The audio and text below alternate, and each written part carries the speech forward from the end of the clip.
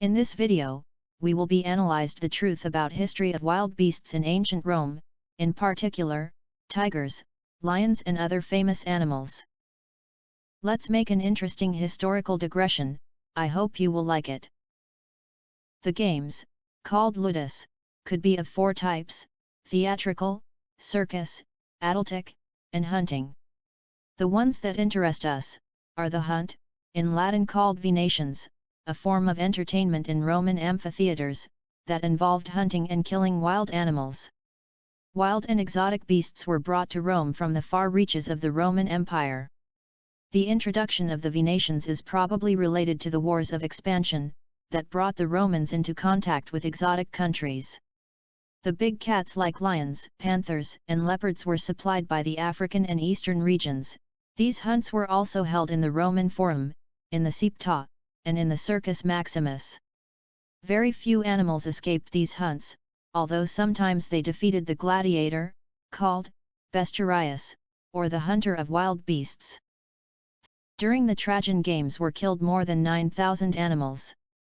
Caesar, in 46, offered great Venationes lasting 5 days, with the killings of 400 lions. During the show offered by Augustus in 11 BC, 600 African beasts were killed including lions and leopards, while a tamed tiger was exhibited in a cage. Hunting served above all to demonstrate to the people the dominion of Rome over the world, even over nature.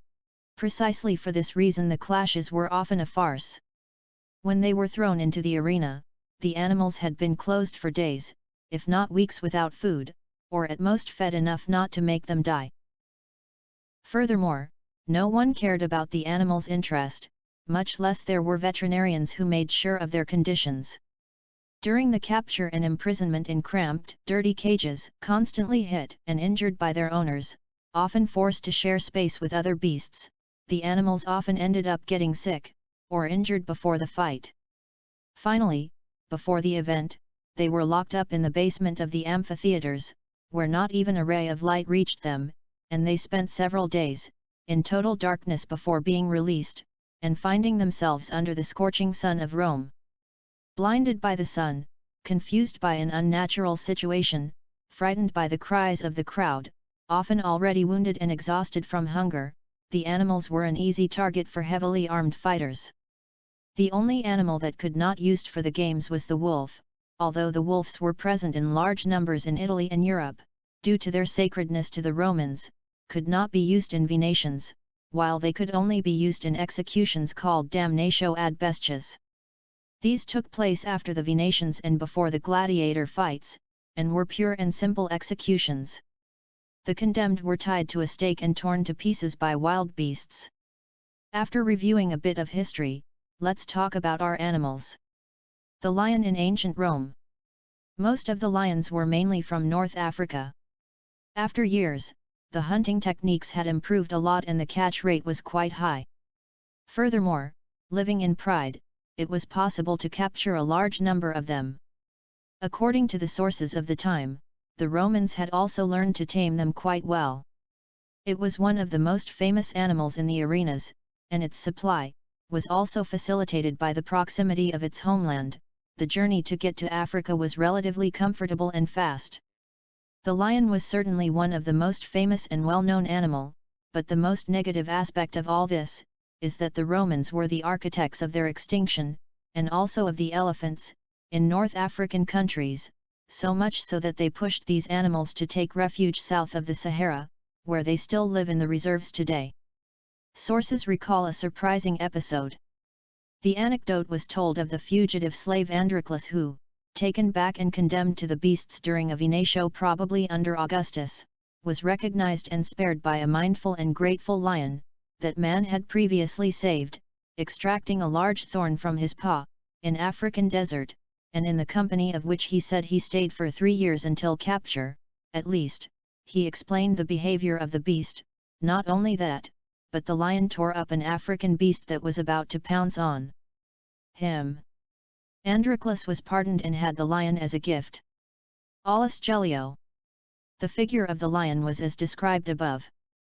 It made a sad end, like all the other exotic animals and wild beasts of the empire. Obviously the Romans certainly had a great admiration for lions, they considered them as one of the symbols of strength like bears, elephants, bulls, tigers etc., but nothing more. In ancient Rome, wild beasts were simply killed for crowd fun, political purpose of the game's providers. Curiosities related to lion: the Emperor Caracalla for greater safety had created a bodyguard made up of German knights, and kept with him a domestic lion, called Aches, like the Persian short sword. He kept the lion with him less than a year, until he was murdered. But speaking of curiosities, the Emperor Marcus Aurelius was fallen in love with his horses. His statue at the turn of 176 AD was very famous in the Roman Forum, still present today in the Capitoline museums. It is one of the few statues from the classical era that has reached the contemporary era intact. Or, other curiosity, the Emperor Augustus kept with him for some time a tiger, as a pride for the most illustrious guests. The tiger in ancient Rome. The first tiger arrived in Rome after the second half of the 1st century BC. For obvious reasons, the tigers arrived, at least in significant numbers, very long after other animals like elephants and lions, certainly better known by crowd. Tiger was less known, and considered more exotic. Respect others animals, maybe was the most exotic animal among all. This is easily explained for several reasons. 1. Tigers lived in very distant regions. The journey was very long, difficult, and very dangerous. 2. Tigers were harder to catch. 3. Were also more difficult to tame. Particularly interesting is Pliny's description of the technique of capturing tiger cubs. The Hyrcanians and the Indians present the tiger, an animal of terrible speed and known above all because, when all its cubs, which is always numerous, is captured, taken away on a horse as fast as possible, the snare, the cubs, is then transferred to cooler horses. But when she who has given birth finds the den empty, in fact for the males there is no care for the offspring, she rushes off to start sniffing. The kidnapper, as she approaches angrily, throws one of the cubs, she grabs him with her teeth and brings him back, again she chases and so on, until back on the ship the useless ferocity is unleashed on the shore. Plinius, Naturalis Historia Liber 8, 66. Regarding domestication, Pliny always tells us that the Romans had discovered also, thanks to the help of the local natives, that cubs from the third litter onwards were more easily tamed. Plinius, Naturalis Historia Liber 8, 148. Now let's talk about tiger versus lion. One of the few sources that has come down to us intact is De Spectaculis, of Marcus Valerius Martialis, which was published in 80. The collection contains epigrams describing the various shows offered to the public on the occasion of the inauguration of the Colosseum by the Emperor Titus, son of Vespasian. The only testimony that describes in detail an unexpected fight between a tiger and a lion is in fact, by Marcus Valerius Martialis. Accustomed to licking the hand of his trainer, who did not feel any fear, a tiger, rare pride of native Iranian mountains, has furiously torn to pieces with his angry bites a ferocious lion. She had never done it before, when she lived in the thick forests. Since she is with us, she has become more ferocious. The tiger was taken from Ircania, the extinct Caspian tiger. Martialis, De Spectaculis 18. Conclusions: Tiger versus lion in ancient Rome. From this little historical examination, you will understand that Romans certainly did not care about the health of animals, or a single fight between a tiger and a lion. Possibly, single fights also took place, but they were not so frequent, or in any case they did not generate particular enthusiasm, as to be described in the chronicles of the time. The beasts were almost always released in large numbers in the arena. What interested the Romans was the massacre and the spectacle, and a clash of two was not particularly spectacular, except the gladiators' fights. In conclusion, Romans didn't care about a duel between only two animals, neither a single tiger versus a single lion. One curiosity: the only exotic animal that managed to create empathy with the Romans was the elephant, whose use became more and more linked to parades and simple performances over the centuries.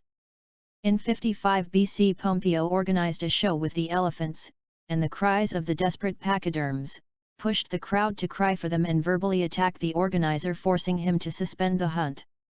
Marcus Tullius Cicero himself protested against them. What pleasure can a man of culture derive when a splendid creature is pierced by a dying spear? The image of an elephant was imprinted on the denarius coin as a symbol of the inaugural games of the Flavian amphitheatre. Pliny the Elder, devoted a few pages to describing the character of elephants. Here are some passages. The elephant is the largest and is close to human sensations.